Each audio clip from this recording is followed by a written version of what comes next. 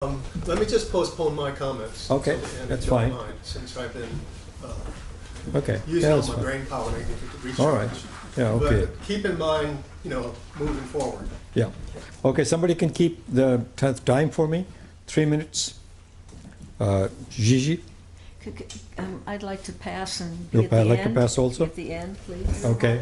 I didn't bring a cell. Okay, that's fine. Let's see how.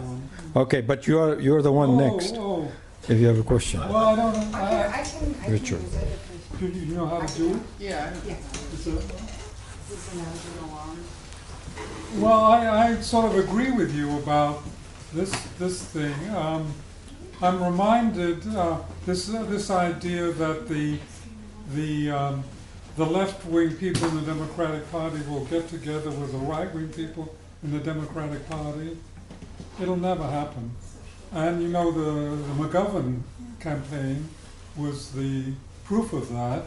When it came down to it, the right wing supported the Republican, and as indeed they should in that case, because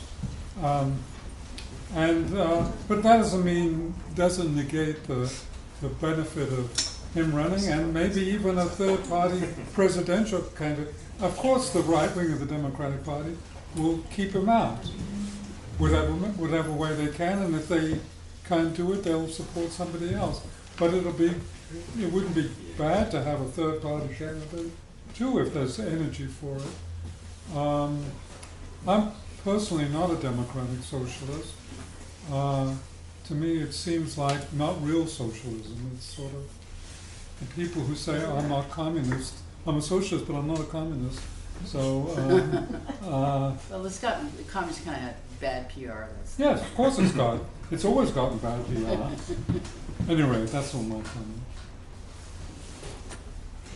Tom, you want to respond to that, or just why don't we have okay. Nina, you're next. I can't think of anything Okay. right now, but later. Okay, so Okay, that's fine. How about you, sir? let me pass for now. Okay, how about you? Whoever wants to go last. Oh, I have a question.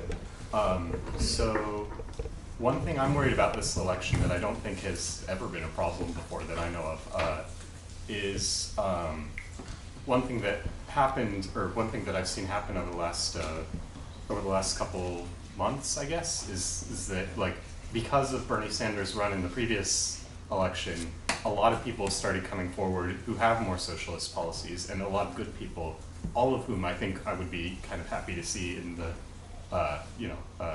see become president. So like besides Bernie Sanders, there's Tulsi Gabbard, there's Andrew Yang, and I'm afraid of what everyone worries about, the spoiler effect splitting the vote in the general election. I'm actually afraid of that happening in the primary this year.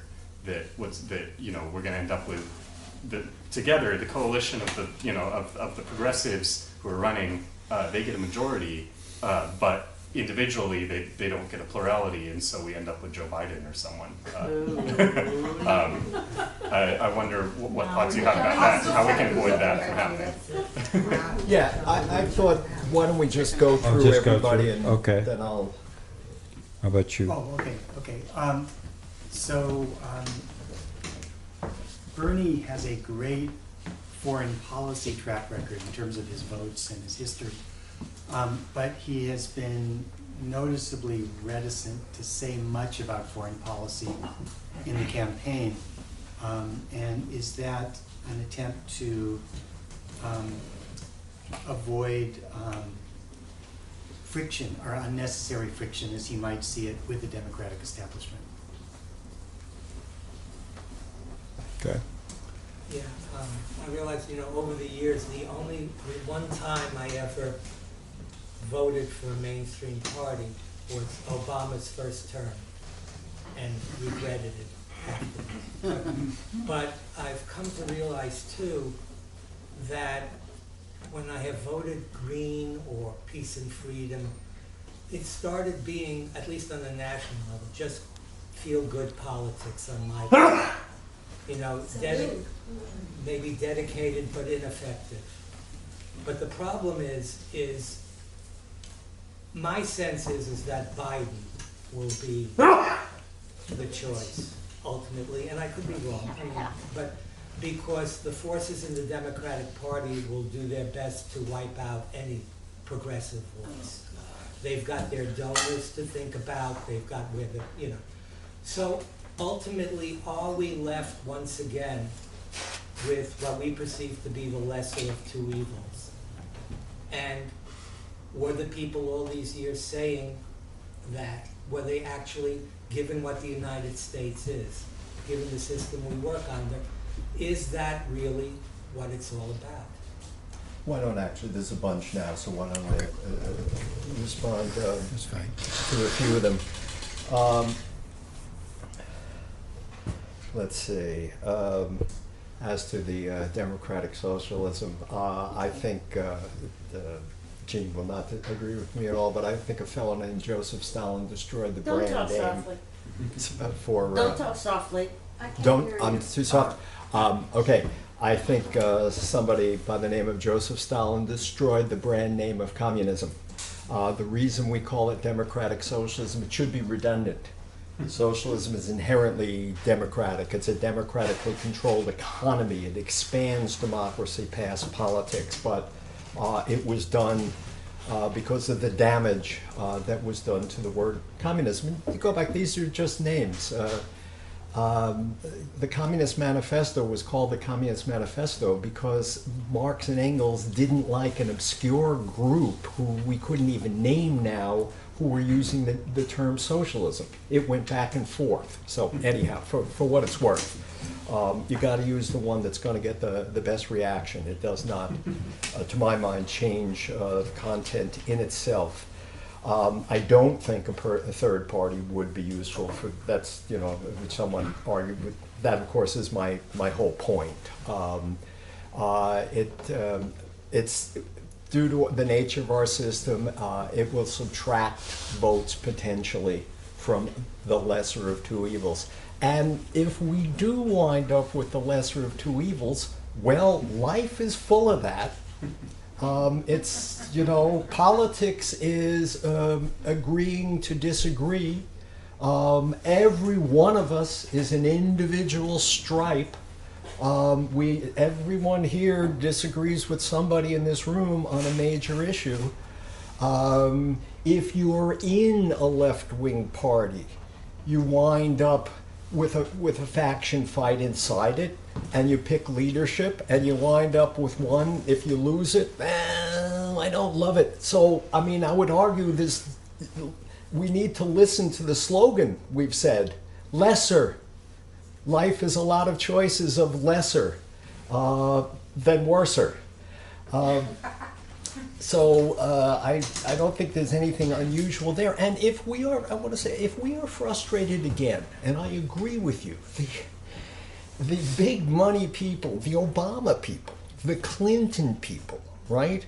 They do not want a Bernie Sanders getting a nomination. Absolutely. And they will fight it in any way they can. And I don't know, I'm not accusing them of playing the cheat, but that'll probably happen some, but the big money will be thrown in. Absolutely. We might lose again. Possible. I hope it doesn't happen, but I want to direct our... Sorry? I'm sorry. Yeah. I said 6 years of Trump? Come on. I doubt it. I want to direct our attention down south. Lopez Obrador. He finally won the presidency by so many votes they couldn't steal it from him. Yeah. If that's what it takes, that's what it takes. When you're beaten, whether it's because you were cheated or whatever it was, you don't go away and say, see, we can't do anything. That's not what the political process is. You call them out for whatever, but you got to go back in the next time. I'm not looking forward to no Joe Biden nomination. I sure hope it doesn't happen. And I understand in a non-battleground state like California, many, if not most people in this room might not actually vote for that, understanding that they're not in a state where they could turn it over to Trump. But that's not a national strategy, right? And what else? What else? Oh, Bernie Sanders. Oh, a couple of things. Bernie Sanders on foreign policy. It's interesting. I thought in 16, he was, my sense of Bernie Sanders on foreign policy is that he wasn't that attentive to it in many of the years in the Senate. I mean, he's got a lot of good votes, and when he was mayor, they had a sister city relationship with a city in Nicaragua. It was Burlington, Vermont was considered the city with a foreign policy. He used to get criticized for voting for defense spending, and it was thought, there were defense industries in the state that were unionized, and he was appeasing people like that, etc. What did you say about unionized? The defense plants in the state were unionized, and he was. I don't need two people telling me an Stop answer it. to a thing. Let's So not have a conversation between it was thought that he wasn't really everything people wanted. I think people actually were more critical of him on that front than they said last time, because they cut him a lot of slack because he was so good on domestic issues, and it was a pinch me, is this really happening, right? Interestingly, actually, if you read his new book, the one that came out last year, it's quite good on foreign policy. Talk about we have a foreign policy determined by 200 terrorists around the world. They've got everything jumping, and it's to eliminate them, supposedly, now that we have this 700, 800 military bases. Makes no sense, etc. Talk about that quite explicitly.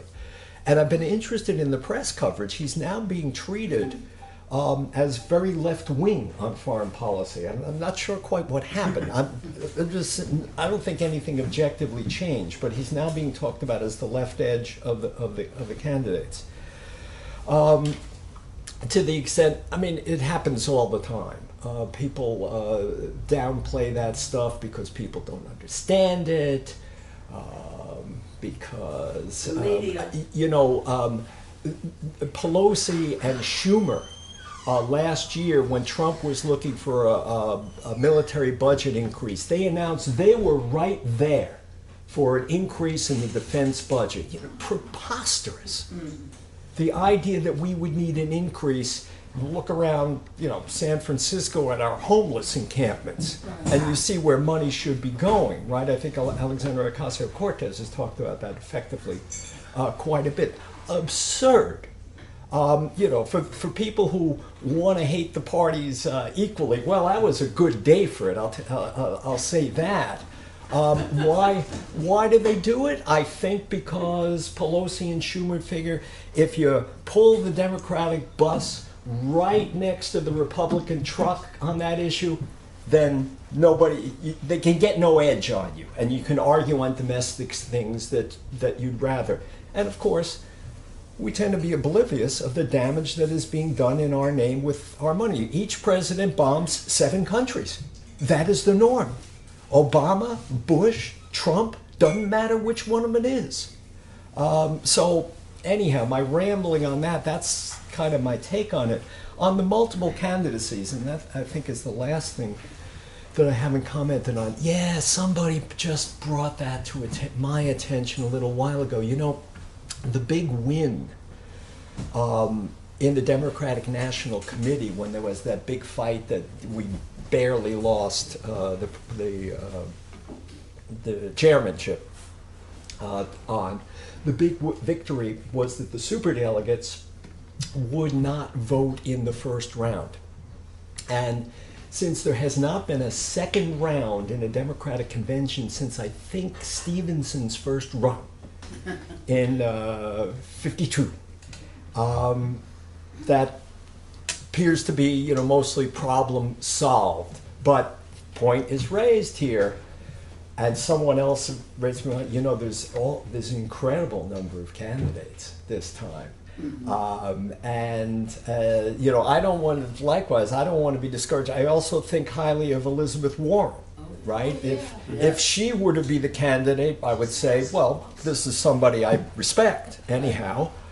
So I don't want to be discouraging per se to people backing her, Gabbard, the other fellow who's got the Andrew Yang. income idea, yeah. But we do need to bear in mind, we do not want a second ballot. I mean, if we had those candidates, they would combine, but we would have the superdelegates in. So, Ready for more? Who's the other fellow you said, you mumbled his name? Andrew Yang. No. Okay, you're next. Jerry. That's a good one. Let's focus on the program, please. I accept the thing readily that we should vote for, or that we accept the lesser evil. I just find so much that people make the lesser evil, they forget that it's evil. Especially during the time between primaries and the election. Because I think without wanting to have it in the program, I basically do my voting at least the same way you did since 2000, you know. But I don't in the election, and people just act like it's not the evil anymore, and in fact, it become the Russiagate nonsense, you know, and it's just with good people. So I have trouble with the lesser evil for a tendency to do that. I also think when you use the example of 2000 and Nader getting only 2% of the vote, that 12% of the people had said that he represented their politics. I don't think there's any way, if 12% of the people had voted for Nader, we would have a much better Democratic Party from 2004 on, you know? well, if you're gonna lose, you might as well lose bigger, in a sense. It would have been something, but had we a parliamentary system, he would have gotten his party would have gotten 12%, and it would have been a player. Right? The difference between the 12% and the 2.4% is the 9.6% who said, but I don't want to elect George Bush. Right? So just a recognition of the reality. On the forgetting the lesser of the two evil question, you know, you get, I think for one thing, you get a team spirit phenomenon happening, right? This is my candidate. And you want to overlook the things that are not great about them. I think the Obama election was a fine example. I was a Kucinich supporter. That was his second run. He didn't even make it to the finish line that time. And so I did surrogate speaking for Kucinich. So I studied the other candidates early on. And I thought when the election was over, people who said they were disappointed with Obama hadn't paid attention. He didn't change that much when he got in office. He said he would pursue the Afghanistan war. He escalated it. He ruled single-payer health care off the table in the beginning, and he in his campaign he said he was not for it. There was no change there. There was nothing about him that suggested he wasn't a big money guy. And, you know, and because he was the first African American, here's a fine example that this would be an historic thing. And so let's not pay attention to the downside.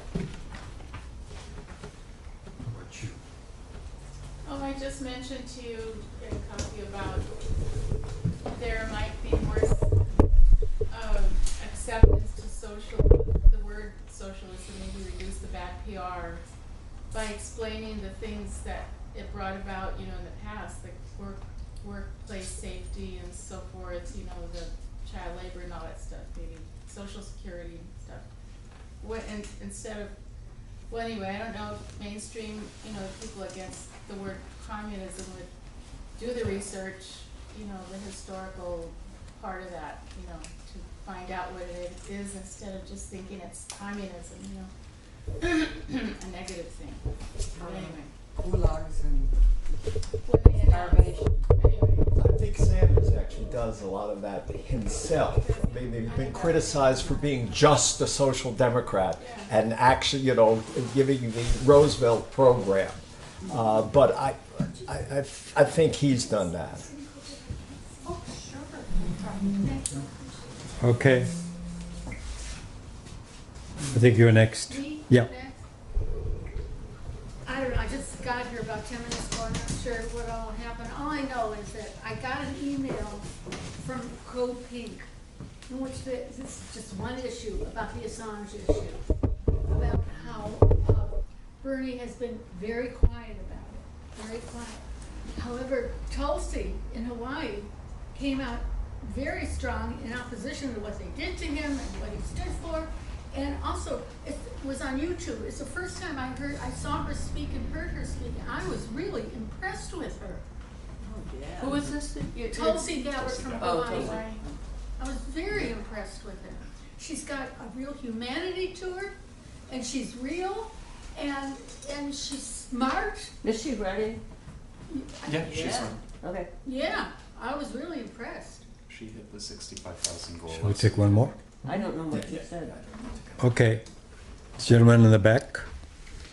Right, you. Yeah, you're not taking? I passed as well. You pass it. How about you? No? I'm Okay. She's ready. Yeah, no, I will come to you, but Jean was I'm first. the last Rich. one. I'm the last one, the last stack. Rich, yeah. Rich goes next. So I'm gonna have trouble saying this clearly, so let me think and breathe in between a half a sentence, but I feel like pretty strongly, well, I liked a lot of things you said. It's good to hear, we need to hear more DSA types speaking for themselves and telling us their worldview and all that, but I feel like there are many times when you talk today that you spoke to the question, I would call it lightly, and then sort of skipped over it. And I'm just saying that in general because there's about 3 or 4 examples, but I'm trying to get to one of them right now. I mean, no particular one, but just one, anyone. So I think the reason, you spoke about your book, calling for the primary approach, and sort of joking about it. And we're all sort of laughing, and we all sort of agree with you about Bernie figured it out or read your book, or who cares, as long as he chose the right approach and proceeded and caused a big stir and changed the face of the world for us. So we're all in that, I think. But my question is, I don't really think that's the right way to say it. It's one part of it. But the real thing I think is, I think the left, the self-proclaimed socialist, communist, whatever, or as Gene would say, the undisciplined, including all of the ones I just said, undisciplined, that we're tailing the mass, millions of people in the United States who are liking what Bernie and Ocasio are saying, because at least they're talking about education and jobs and all the right stuff, So I think there's kind of a coincidence of the DSA's or the Democratic Socialists 5 or 10 list of things, all the way back to Kucinich and whoever says it. We want all these things, and I always say we could get 2 of those 10 things easily. Capital can pay for it, but to get about 5 or 6 of them would break capital. We'd be on the road to socialism when we got those things. I mean, real socialism. So we'd be challenging the ruling class. So what I think's going on is to put a little more meat on it, and I'm not good at this, but maybe you can speak to it a little bit. I think there's a real struggle going on within the Republican Party. We've talked about the struggle going on within the Democratic Party, and either one of them could fracture, but if the ruling class of each section has its way, neither one of them will fracture. They'll keep the 2-party system going, they'll keep their own strength. Neither the Democrats or the Republicans wants to fracture and allow the other jokers to get in. So they're going to fight, and even if they have to push out all the They got 45 minutes. Please don't interrupt him. all the new young blood. Well, your time's Yeah, okay. That's okay. But you see what I'm saying? I don't know if I'm There's being plenty of clear. Am I clear about, no, yeah. Okay. I'm accusing you of not being clear, and I'm not being clear, but that's my habit. I'm not the writer and the speaker, so. What is your point? If you had to sum up your point. All right. I have to ask audience that please don't. She's asked for a sum up the point. Could he please finish what he was trying to get to? Norma, you do not run the meeting. Yeah. I No, think- but I'm participant. No, but I have to say this. I'm the moderator. If you don't want to be moderator, I can sit down. But if you give me No. that position, then you have to go by the discipline I say we have to have, which is don't interrupt, don't make comment, don't try to direct it. That's bullshit. Just no, Norma, I don't agree with that. Okay, but let's just go to the speaker. We'll do our own thing later on. How about that? Tom? No, I don't understand what the upshot was, so we have to go to Okay, another you one. don't have a response. Okay, Gene. Yeah, I didn't speak before, but my brain started to work. So I remember 30 years ago, I had a discussion with Dorothy Healy. And some of you may know she was chair of the Southern California Communist Party during the McCarthy period.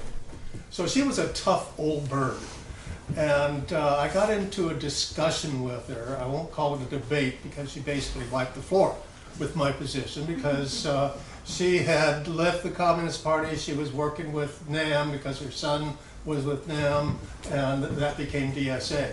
But she was arguing in favor. He said, you have to work inside the Democratic Party yet because, you know, bad as they are, they're, you know, better than Republicans. They're better on bread and butter issues and so forth. And I said, but they're slimy. I don't want to interact with them. She said, what is that? Of course they're slimy. But you're not there for social contact because you like them. You're there for class struggle. And that is the place where class struggle is taking place. She didn't convince me. And I certainly didn't convince her. But what I learned there was somebody could be smarter than me. Somebody could be more left, more dedicated than me. But I still disagree. And I think that's really important. We have to understand that we may disagree on certain things that happened in the Soviet Union 50, 60 years ago, but that doesn't mean we can't agree and work together on crucial issues like what's going on in democratic politics right now. So that's just my contribution. Okay. Gigi? I'm going to people who have not spoken. Okay. I would like to. She was in the front, so Yeah, sure. Gigi, please. Okay, a couple of things. The first thing is I was in the Bernie thing last time, and I went to Philadelphia, and I was outside of the fence shaking it and screaming at him when he went to Hillary. He caved. But here's the deal about Bernie. I mean, if we were to fight for Bernie, I don't think we could get him. I think they'd kill him first. I'm sorry. There's no way he can be president with the people we have. We're run by a mafia. Anyway, but I'm going to try, because the thing is, whenever you do this, I've gone to all of his gatherings that he had the last time in this area. When you have these people all over the country, these thousands of people that are going out to hear him, and if there was some way of getting him, even though we don't like all of it, that's like socialism, when you have these committees in every area that can start discussing things and work and talking to people about the issues. And he's an issue guy. He's talking about these issues. And the people would fight for these issues all over the country. I think it would push us towards socialism. That's what I think about it. So I'll probably be working for it, even though Tulsi, if he would get with Tulsi and say, you be president, I'll be vice president, that's a winning combination. Boy, and people would say, wow, what a good guy he is to do that, because she should be the president and he'd be vice. That'd be great, but that'll never happen. Okay, I want to say one other thing, a couple other things. One thing is, I am a Grover Fur person. I am a Stalinist. If you're not a Stalinist, remember, you were taught that by our mainstream media and our schools. Look into the other side before you do. I'm always telling my kids, if something is, if you're a religious follower or something, look to the other side. Just see it, and then make your decision. So please, look at the other side. Grover Fur, man, you have to read his books. They're amazing books. The lies that we've been told. Anyway, that's that one. I guess that's all. On that, I will say I have looked at the other side. Okay. Nina? Yeah, this is sort of changing it, but I think the one thing about Trump that sort of surprised me, because it was such a, how should I say, a horror show all the way down the line, but that in the acceptance, sort of like, it's never happened before that a president has singled out a racial group, Latins, in such a racist manner and so absolutely obvious, you know. And I was surprised, and maybe you can comment on this, that there wasn't some kind of pushback regarding that. In other words, he's characterized, he's actually appeared with guns and things that he, you know, I don't even know where they came from, but, you know, and he actually has made this sort of picture of what a Latin immigrant looks like, or just a Latin, right? And I guess I'm kind of surprised that nobody's like, you know, like really taking him on as an incredible racist. He's very specific about his racism towards Latin people, all right? So if you could comment on that. And that nobody, you know. Yeah, no, I'm not sure what to say. I mean, I think all the Latino forces in the country have been unified against him since day one. You know, part of the problem with Trump is, you know, he'll say anything.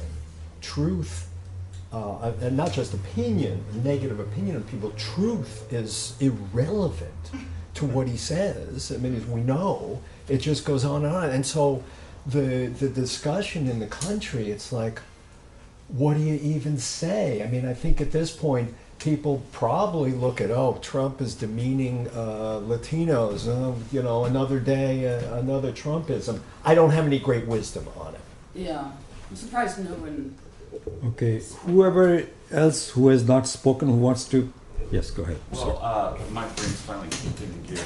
Me. As a result of what Jane was saying about the discussion with Dorothy Healy and how the Democratic Party apparently she was in line with Michael Harrington's thesis at the time of how the Democratic Party was the only place where there was a discussion about class struggle happening at all. And I have spent many years of my life challenging the corporocratic control of my son would say wasted rather than spent, but of that party, and starting right here in the BCA in Berkeley, and witnessing how things have changed over time. There seems like an endless string of defeats and co-optations, but nevertheless, you know, you make a good fight, because as I was getting back to Harrington's thesis of the Democratic Party not really being a party at all, you know, as we on the left conceive a party to be something coherent, his thesis was that the parties in America are arenas where like the Roman Colosseum, where gladiators fight it out, and they are basically supported by the rich, and they do battle, and usually the one with the most campaign contributions and the best weapons wins the day.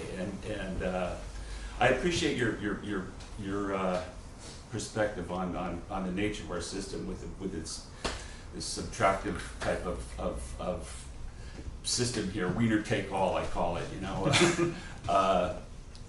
Because it really is a unique system in the world, you know. You mentioned also the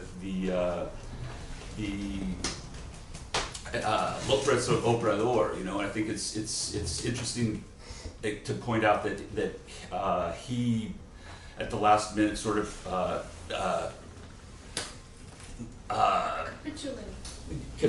well, he withdrew from the party of the Democratic Revolution, which the left had been working on within for the previous 30 years, and started his own party. You know, I mean, at some point, even the most progressive of Democrats is going to have to say, well, we can't do it with this Democratic Party, and just basically start something else. You know, I still see that as being a way off, but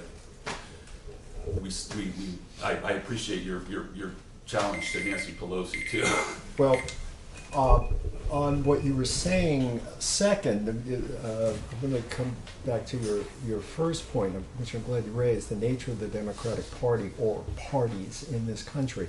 On the second one, you talk about, mentioned López Obrador leaving the party of Democratic Revolution, which, you know, Cardenas pretty clearly won the presidency under them and had it stolen from them, right? They faced much worse than anything that we ever had. But his choice to leave it brought to mind the Workers' Party in Brazil, Lula's party. Corruption can happen everywhere, right? When we get a party with better politics, it doesn't, once it gets big time and there's a lot of money rolling around, any party is